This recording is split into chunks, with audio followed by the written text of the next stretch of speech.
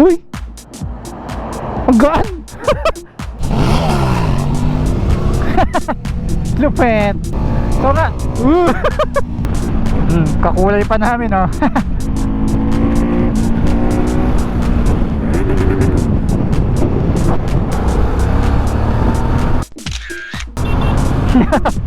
Ang galing kasi meron siyang steering damper kagad. Malupit tong motor na to. 1, 2, 3.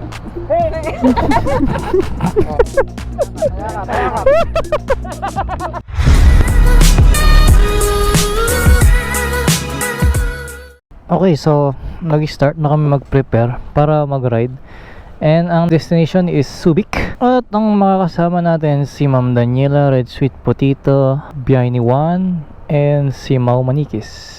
Ayun, kung napapansin niyo, lahat kami naka QJ motor na motorcycle from Bristol. Pangalawang bike na natin ito. So, yun. Kaya isa tayo sa ni-recognize nila as loyal customer.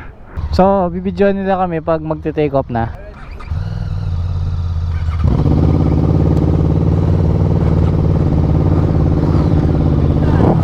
Yun. Game!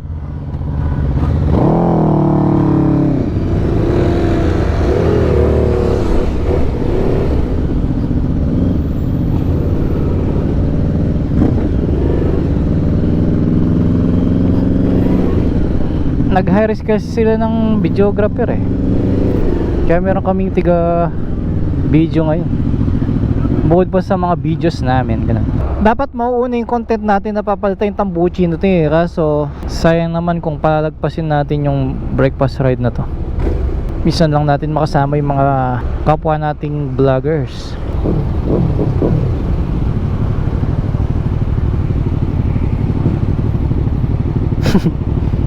Walang intercom eh. Hand signal na lang. Let's go. Si Red, si Mau, si motor ni Juan. Ito yung bagong Venturi oh. Uy, ang gaan. Grabe. Tsaka ang ganda ng tunog.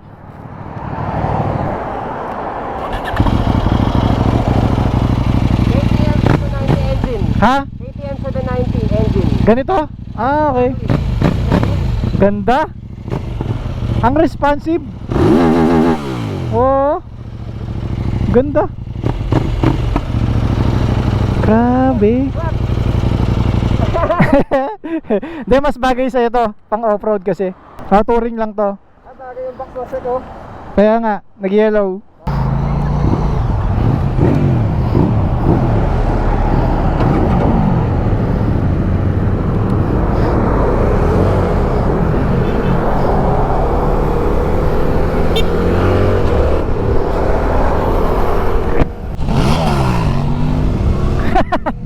Lupet.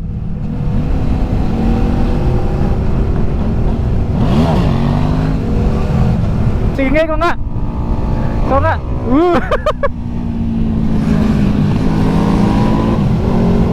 Lakas. Yung itinerary namin is dumidepende dun sa papel na nakaipit dun sa motor nung nakapark ito sa may lakeshore. Pagdating namin dun sa Subic, kung saan mang restaurant yun, gusto nila sa Chinese restaurant eh. So merong bagong ruta na naman, parang sa FJ Motor nun, na kung saan malalaman mo pa lang yung next destination sa mga ruta na dinadaanan mo. Grabe naman to.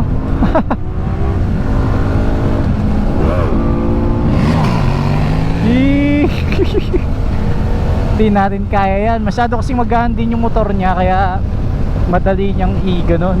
At hindi ko pa alam paano patayin yung traction control o baka hindi pwede. Yung sa kanya kasi design for off-roading, kaya pwede patayin yung traction. Ganda sana pag naka-pipe eh, no? Papalitan natin yung tambucho, hindi para umingay siya, kundi para marinig lang natin dito sa video. Kasi wala talaga eh, oh. Malakas pa yung tambucho ng Venturi, oh. Sige ba?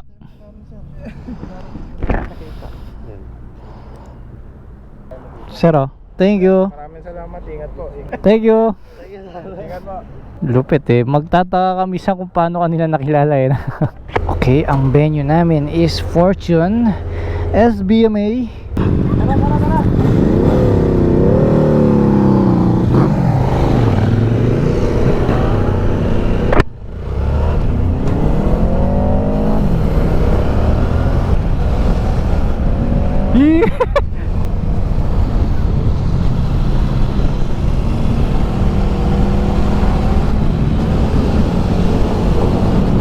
Gandang gamitin yung motor niya.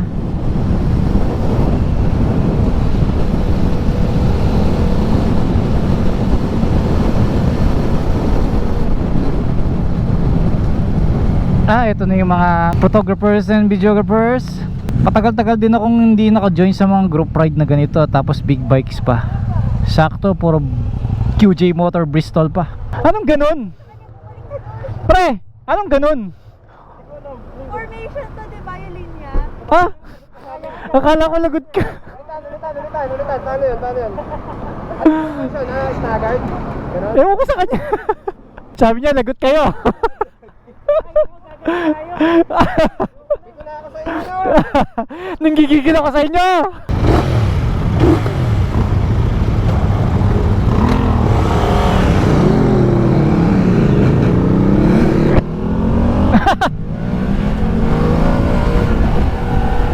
Anli.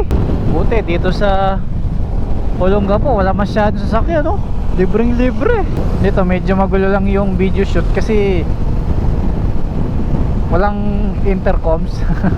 Kaya hand signal lang tsaka pakiramdaman, no? So to sa venue naman, first time ko lang pupunta kasi Chinese restaurant yun, no? May suki yung mga riders dito sa loob ng Subic Clark na kinakainan na rider din kasi siya. So ayun, para medyo social. Sa Fortune tayo. Ayan na yung tunnel, oh. Kukuha rin sila ng video dyan eh. Buti walang sasakyan sa likod eh, no?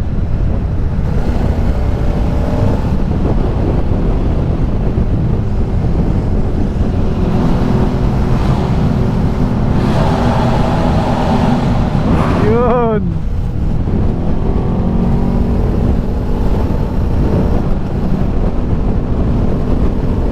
Puro mga stock pa kasi yung tambucho namin, kaya hindi maingay. Yung kay Red Sweet Potato lang yung maingay kasi V4 yung engine niya eh. At ayan, umulan na nga, no? Pero masaya pa rin dahil adventure bike yung dala natin, di ba? Ito yung pangarap kong ride, adventure bike, kahit masama yung panahon. Mas bagay, di ba? Yung ganyan yung weather. Tsaka dito naman sa motor, ang ganda ng performance, tapos ang lakas niya. Kaya niya mag 200. Sipin mo yun, no? 650cc lang, pero kaya niya mag 200 eh, no? Parang pang 1000cc yung performance, tapos yung arangkada, ang lakas, oh.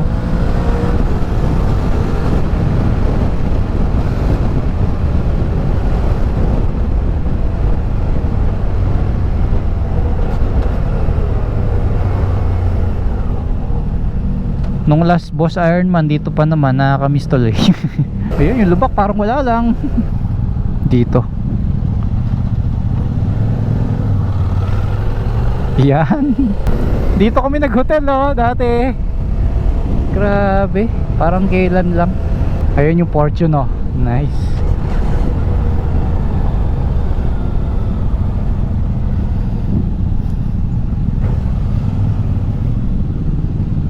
Okay, dito tayo. Nice. How's the food? Hello. May sticker po kayo? Opo. Thank you. Ito yung next destination namin. Nakalagay na dito sa papel. And then, pinapasod sa amin itong Bristol long sleeve. Ayan, oh. At bago kami pumunta sa next destination, eto, kakain muna tayo sa Fortune. Ayan yung putahe. Grabe. Sticker po. Thank you. Angas. Bagay pa sa outfit niya, black. Okay, after dito, sa KBR Adventure Camp naman tayo. Pero hindi tayo papasok dito sa pang off-road nila, no? Doon lang tayo sa cafe. Hi, Jeep! Kape lang. Angas talaga oh. Nakakabilib si Daniela oh. Adventure bike pero babae oh. 'Di ba? Sanay na sanay oh. Tulak-tulak lang with posture.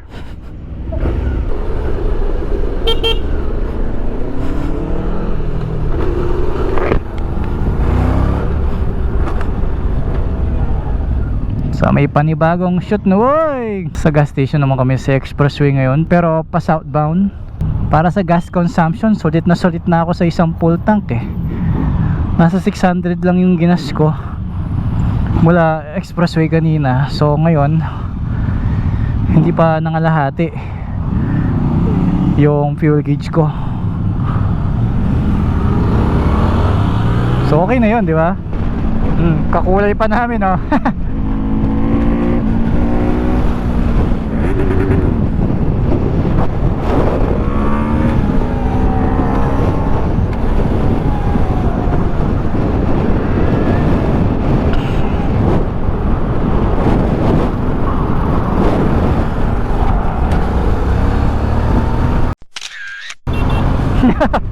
Ayos din yung taillight na ito eh. Parang sa GS din. Nasa may banda signal light yung taillight nya at saka brake light. Okay, expressway again. Uy, sana all. Kaya pala lagi nauuna si Juan. May RFID yung sa kanya. Yung sa akin di ko pa nalalagyan.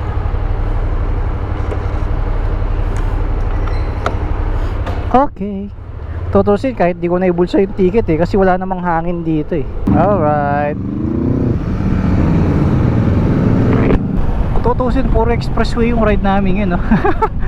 Sulit na sulit yung EasyTech sa amin eh. Finally, Pampanga na. At eto na yung gas station. Sumakto pa Shell. Dito na yung final shoot namin.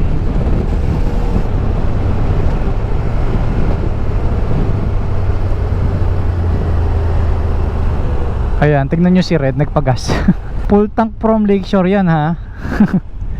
Yun sinasabi ko sa inyo guys. Pag 4 inline cylinder, talagang mapapagas ka agad-agad compare sa amin. Ito malaki na yung tangke, tapos 2 cylinder pa oh. Di ba? Okay, so ikutan ulit natin yung mga motor nila. So ito yung paparating na bagong Venturi ng Bristol. 800X siya, mas pinaganda, mas pinagaan. Kakaiba yung forma. Di ba? Wala siyang kahawig eh. Tapos ang galing kasi meron siyang steering damper kagad. Malupit tong motor na to. Yung suspension niya, same dun sa dating Venturi 500. Oo. KYB. KYB. Ito pa yung lowest variant niya, tatlong variant. Okay.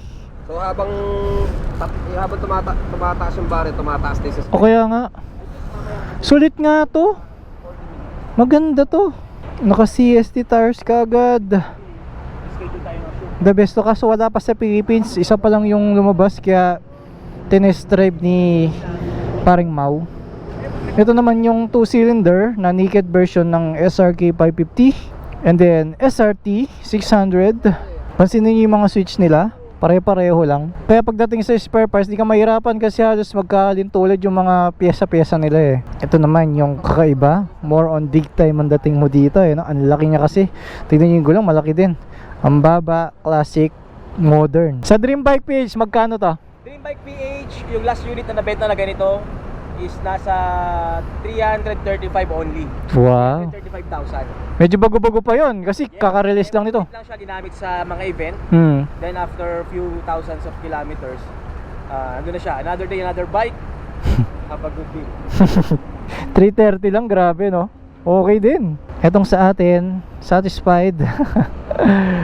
Ang laki niya. Malag Gundam ang headlight, 'di ba? Ito yung nakaka-Gundam diyan, ito. Tapos ito yung bibig ng Gundam eh, no? Bago pansin yung design, yellow and white banda dito. 'Di ba? Ayos. Linis ng disenyo. Ayun, tinatry pa ni Daniela oh. 'Di ba? Ang basic. Tapos ang taas din ng ground clearance niya. So kahit na cruiser bike siya, hindi siya ganun kabilis sumayad na like dun sa ibang mabababang cruiser bikes. Diba? O, ang galing. Puro behind the scene yung content ko ngayon. Napansin nyo ba? Dahil medyo mataas yung motor, medyo mahirap siyang iatras, no? Kasi tiptoe tayo. nangyayari dito sa video shoot, kunyari mag-a-arrive kami.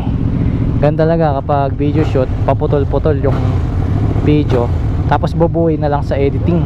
At malapit na dumilim, hinahabol nila yung oras eh. Sila uuwi pa ng Manila, yung iba Bulacan. Ako San Fernando na lang, andito na. Yan, baba natin. Okay, game.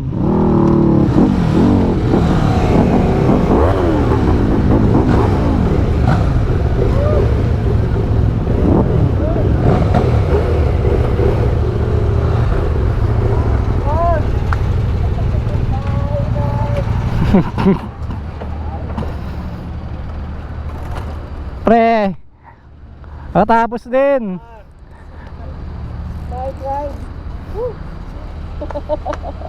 Pre.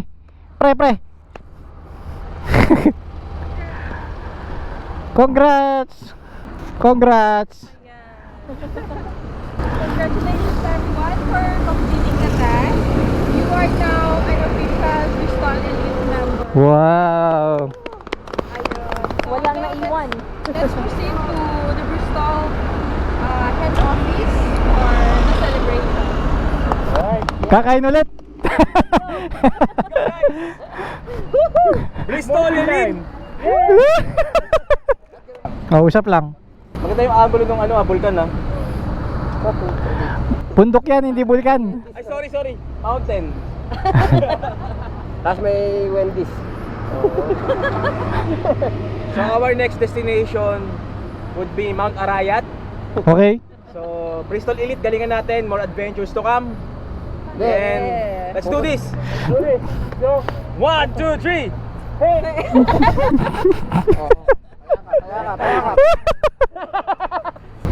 Sarap pag kami na-accomplish ka ngayong araw, eh, no? Bye-bye!